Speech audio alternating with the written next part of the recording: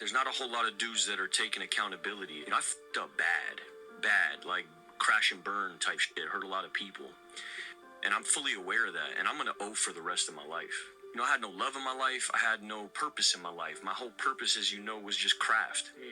It was just, I'm gonna be good at this thing, and that's all that I have. The only thing I care about in life is being a good actor. And that's such a vapid, shallow existence. And 3 emotions that I toggled between, which was, I would feel anxiety, depression, and excitement. And I thought excitement was joy, and I thought lack of depression was serenity, peace. Yeah. And I had no spiritual life. I had I was bankrupt spiritually. I thought my whole spirituality was this craft. Because other than smoking weed and drinking, the only spiritual experience I ever felt was on set. You know, that's the only time my perspective would shift and change, and it's the only time I ever felt useful. My propulsion system was fucked. My motivations behind the way I was living my life was wrong. You know, I had to get a new propulsion system. I wasn't looking at life like, how can I be useful to other people? I wasn't looking to be of service to nobody. I had been therapized my whole life that it felt like, you want me to focus on the problem? How am I gonna hack this focusing on the problem thing? And how am I gonna find my way back to this fucking hustle so I can get back to my ego? Because really all I cared about was my ego. I didn't give a fuck about getting well. You know, it was all about get well for you. Get well for the camera. I've experienced ego death, but you gotta let go. You gotta let go in full. And I wanna get in my car and I drive up to Utah. And I'm in Utah for 3 months. And while I'm in Utah, they take my cell phone from me.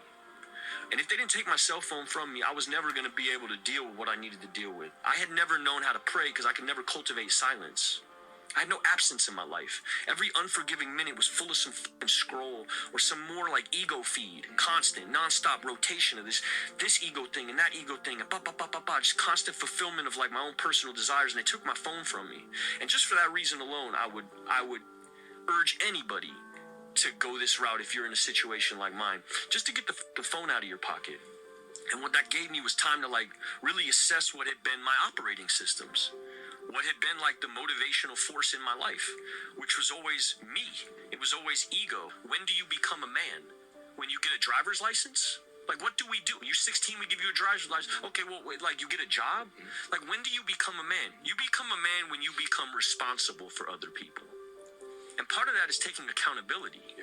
And so, like, I am very new to this being a man thing. And I'm still not there. And I'm on a path. But I didn't have no, like, I grew up in a culture that told me going to war made you a man. Going to prison and coming back makes you a man. Making $1 million makes you a man, you know, and it doesn't. And you don't know it till you done all these things and realize, damn, I'm still a little fucking boy. Or been around people who've been there a bunch of times. Also, my definition of warrior has changed. Me too. You know, I didn't really know what that meant. And really, it's about bringing others back. And that's my whole fucking mission, dog, really. Is just to, like, dudes who've been where I've been or something similar, just know it gets better. It does. Like, it don't make no sense. It doesn't make no sense. It's irrational. It doesn't make any sense on paper that I could have joy in abundance in my life, that I could feel any kind of joy in my life after being what I've been. I was a pleasure-seeking, selfish, self-centered, dishonest, inconsiderate, fearful human being. And I was operating on a survival instinct. I wasn't operating as a friend. I didn't actually, all my loves and friendships were transactional, you know. Just you because we worked together and I experienced great pleasure in that working situation. I didn't actually understand what love was. You know, I didn't know what friendship was. I was so competitive. My acting wasn't collaborative. It was competitive. It was a sport. And my life was this way. And this is what created the insecurity and the jealousy that put hands on this woman. The man that was involved in that relationship was constantly comparing himself to other people. And I was a dishonest person in that I was wearing this mask. You know, I've gotten cold sores my whole life. Got them from my mother. I get 2 cold sores a year when I'm stressed out or I'm sick. I never told any of my sexual partners about getting cold sores. Never. And that's something, when you talk about like, how do you what, how do you talk to these people who you done fucked over? Like, there's certain shit you can't clean up. Yeah. You can't make amends for permanent damage like that. And so my daughter now has become this opportunity for me. Yeah. And every woman in my purview has become an opportunity for me to be like a stand-up dude. I used to open doors for women. I used to, I was a good dude that way, but it was almost performative. It was almost like, I'll do this good thing so you can think I'm a good dude. But like in my own private life, when the doors were closed, I never told any woman I had cold sores, And so that's deplorable behavior, Loneliness and the feeling of being not enough and the feeling of constantly comparing yourself to other people. And what that does in a relationship is it makes you controlling and fearful and manipulative. To not tell somebody you get cold sores twice a year is a heinous manipulation, But I never came up with a dude who was like, hey, this is how you navigate that situation. Right. Nobody hit me to game like, hey, bro, if you're really in love, you can have open conversations about uncomfortable shit and really get to like another kind of connection you don't even know about. My job isn't to feel right. My purpose in life isn't to be happy no more. That's what my purpose used to be, which is such a aim in life. My aim in life, in totality, my whole purpose for existing in life was to be happy. And that's not my purpose anymore. And now? Yeah, my purpose now is to be useful. What I know love to be is selfless, loving action. And I've never known anything as loving or as selflessly active as what this woman did for me in my life. She showed up for me at a time when, this is the first time I saw her. We had been estranged for like years because of my jealousy. She went and did a movie with another actor and I thought she was cheating on me. Little boy shit, like nonsense. And we hadn't talked for 2 years when all this shit hit. And I wound up at this rehab, right, in Utah.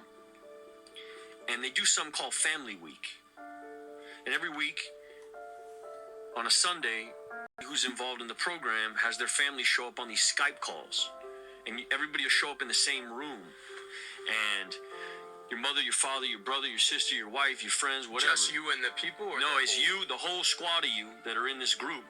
Like 12 of us in my class. Everyone's family. Everyone's family pops up on the screen. And week 1, no one shows up. For me, no one. They got the calls. I know they got the calls, but no one showed up. My mother, my father, no one showed up. No one showed up. Week 2, same thing. So I'm sitting in this room, and even the person who's like therapizing me, she's starting to feel like this.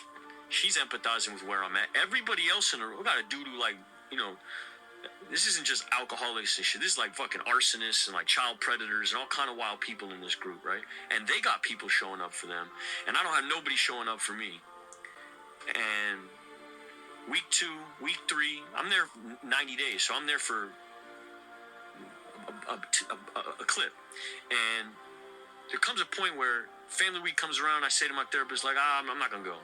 Like I don't want to subject myself to this shit. Like I'm on a path, and let me just stay here. Like I don't want to keep reminding myself of how my situation is.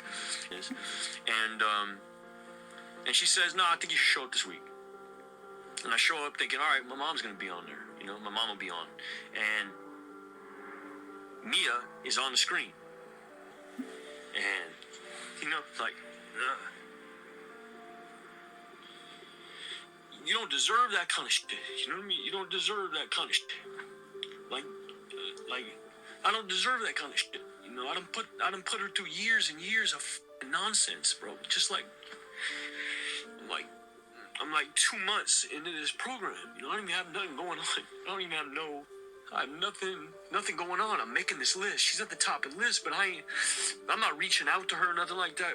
Everybody does their shit, and I'm fucking gone, And so they let her go first, because I can't even fucking believe. And they all know, because I ain't had no family show up for me. And she unmutes and she's like, hi, Shia.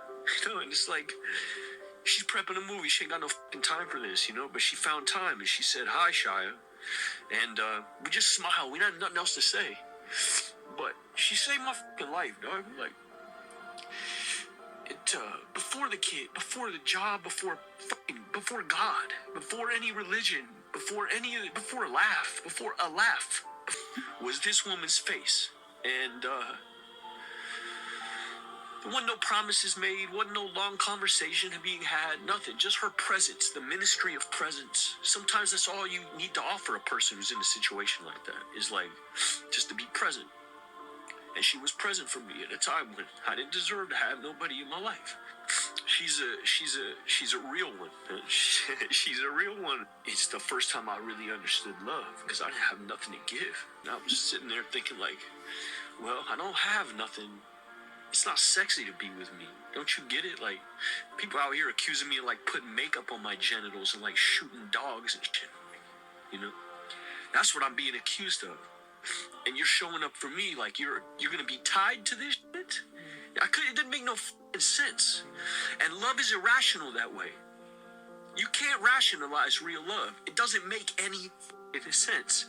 And I had spent my whole life trying to rationalize it. Like, this dude hits me up. He's in my corner because, we fuck with the same craft. You know what I mean? That's what he loves this thing that I got. That's why he loves me, because he loves that part of me, And then I would write your love off like, oh, okay, you love me because I do this shit.